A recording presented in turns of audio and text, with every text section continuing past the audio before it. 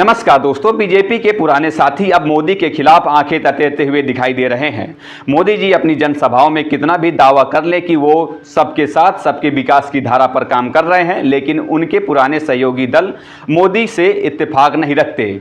दरअसल एनडीए में बीजेपी के लंबे समय तक और सबसे विश्वस्त सहयोगियों में से एक रहे नवीन पटनायक के बीजेडी ने बीजेपी के खिलाफ अब मोर्चा खोल दिया है। बीजेडी अध्यक्ष नवीन पटनायक ने सोमवार को अपनी पार्टी के 9 राज्यसभा सांसदों के साथ बैठक की और उनसे 27 जून से शुरू होने वाले सत्र के दौरान एक मजबूत विपक्ष के रूप में पेश आने को कहा। यह उस बीजेडी की घोषणा है जिसने या तो लंबे समय तक बीजेपी यानी कि भाजपा के साथ गठबंधन में सरकार चलाई या फिर बीजेपी यानी भाजपा के नेतृत्व वाले एनडीए गठबंधन सरकार की नीतियों का समर्थन किया है। बीजेपी और बीजेडी के बीच 1998 से 2009 के बीच एक दशक से अधिक समय तक गठबंधन रहा था। दोनों दल 2009 तक 3 लोकसभा और 2 विधानसभा चुनाव एक साथ लड़े थे, लेकिन इस लोकसभा व विधानसभा चुनाव में दोनों दलों के बीच गठबंधन नहीं हो पाया। इस बार विधानसभा और लोकसभा चुनाव में बीजेपी और बीजेडी ने अलग अलग चुनाव लड़ा और इसमें बीजेडी को काफी नुकसान हुआ। विधानसभा चुनाव में 78 सीटें जीतकर बीजेपी यानी कि भाजपा ने सरकार बनाई है, जबकि नवीन पटनायक का बीजेडी 51 सीटें जीत पाया। भाजपा ने लोकसभा की 21 में से 20 सीटें जीत ली, वहीं 1 सीट कांग्रेस के खाते में गई। यहां सत्तारूढ़ बीजेडी का खाता भी नहीं खुल सका। इस तरह के चुनाव नतीजों के बीच ही दोनों दलों के बीच अब उस तरह का व्यवहार भी नहीं रहा जैसा पहले रहता था। लोकसभा का सत्र शुरू होने के साथ ही सोमवार को बीजेडी ने राज्यसभा सांसदों के साथ बैठक की। बैठक में नवीन पटनायक ने अपने सांसदों से राज्यसभा के हितों से संबंधित मुद्दों को उचित तरीके से उठाने को कहा।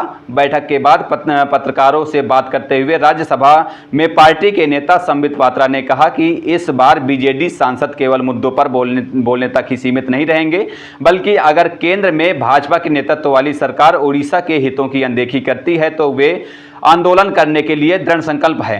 बीजेडी सांसद ने कहा कि ओडिशा को विशेष दर्जा देने की मांग उठाने के अलावा बीजेडी सांसद राज्य में खराब मोबाइल कनेक्टिविटी और बैंक शाखाओं की कम संख्या के मुद्दे भी उठाएंगे। उन्होंने कहा कि कोयला रॉयल्टी में संशोधन की ओडिशा की मांग को केंद्र ने पिछले 10 सालों से नजरअंदाज किया है। इससे राज्य के लोगों को बहुत नुकसान हो रहा है। लोग अपने हक के हिस्से से वंचित हैं। संबित पात्रा ने आगे कहा कि राज्यसभा में 9 सांसद एक मजबूत विपक्ष के रूप में काम करेंगे।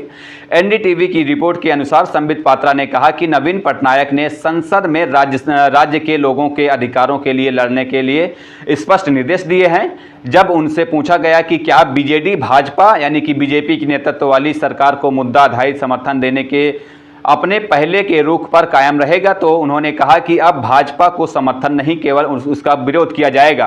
हम ओडिशा के हितों की रक्षा के लिए किसी भी हद तक जा सकते हैं। बाद में संबित पात्रा ने पीटीआई से कहा कि भाजपा को समर्थन देने का कोई सवाल नहीं है। बीजेडी अध्यक्ष ने हमसे कहा कि अगर एनडीए सरकार ओडिशा की वास्तविक मांगों को नजरअंदाज करना जारी रखती है तो हमें एक मजबूत और जीवंत विपक्ष के रूप में काम करना चाहिए। बीजेडी ने पिछले कुछ सालों में न केवल संसद में विभिन्न मुद्दों पर भाजपा का समर्थन किया, बल्कि रेल मंत्री अश्विनी वैष्णव को 2019 और 2024 में राज्यसभा के लिए निर्वाचित होने में भी मदद की थी। लेकिन लगता है अब बीजेडी इसके विपरीत काम करने में जुट गया है।